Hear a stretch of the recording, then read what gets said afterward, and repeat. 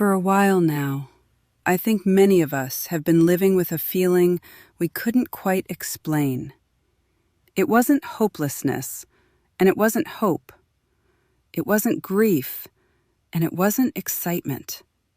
It was something stranger than that. It felt as though something had ended, but whatever came next had not yet revealed itself. We learned to live there. We called it uncertainty. We called it division. We called it exhaustion. But underneath all those names was something harder to describe. It felt like waiting. Maybe that's because we were living between stories. The old story had already spent itself. You could feel it. Everything became outrage. Everything became politics. Everything became an argument. We stopped trusting institutions. We stopped trusting each other. We stopped trusting tomorrow.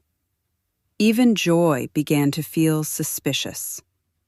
After a while, it became normal to expect disappointment, normal to expect decline, normal to believe that things only moved in one direction.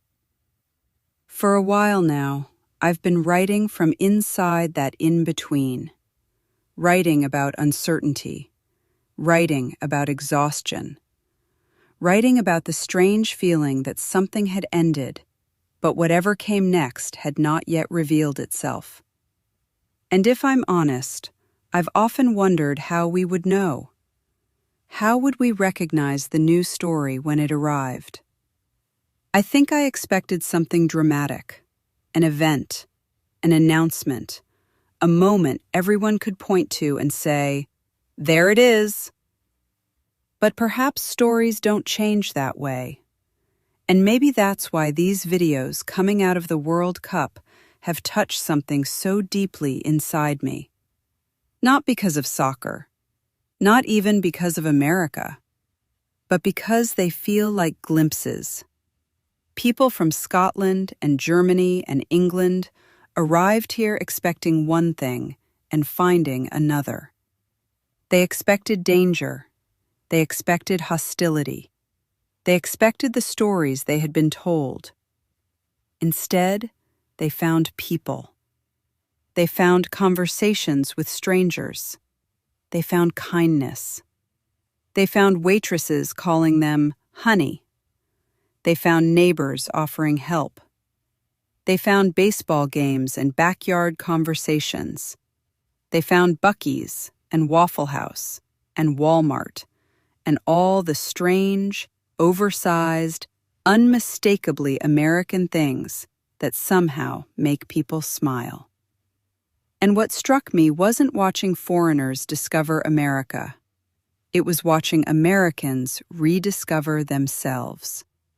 Because somewhere along the way, many of us forgot. We forgot that ordinary life has a soul. We forgot that community isn't dead. We forgot that kindness still exists. We forgot that people are often better than the stories told about them. Sometimes familiarity makes blessings invisible. Sometimes it takes fresh eyes to remind us what we've stopped seeing. But perhaps that's true of more than America. Maybe we've spent so long looking at ourselves through screens and headlines that we forgot how powerful direct experience really is. Maybe that's why these little moments feel so emotional. They're not telling us something new. They're reminding us of something old, something we knew before fear became the language of everything. Because perhaps human beings cannot live forever inside stories of collapse. Eventually, the soul rebels.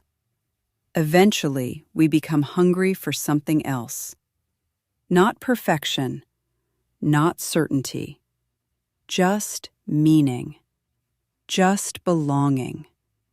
Just reasons to love the world again.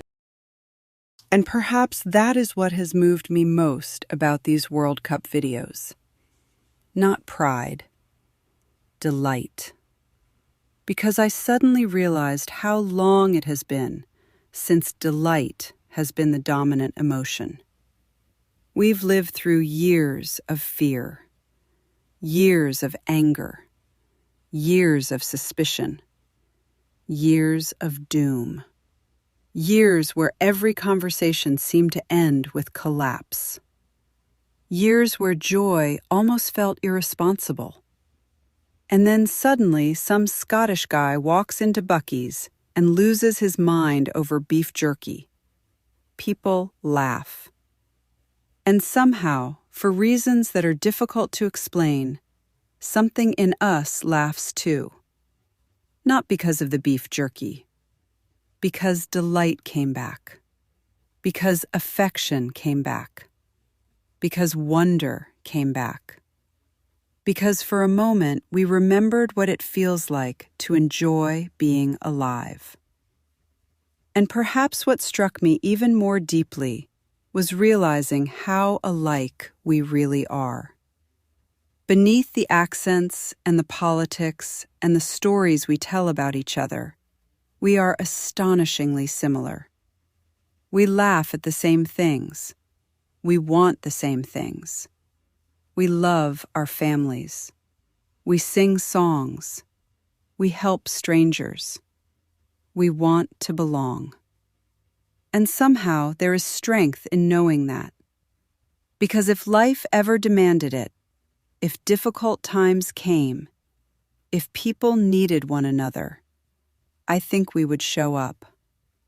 I think we would help. I think we would gather and feed one another, and laugh together, and become family faster than we imagine. Maybe the old story taught us that we were separate, but perhaps we never were. For a while now, I've been writing from inside the in-between, wondering how we would know when the new story had arrived. I think I expected lightning, but perhaps it arrives more like dawn. At 4:30, it's dark. At 5, it's still dark. At 5:30, something softens around the edges.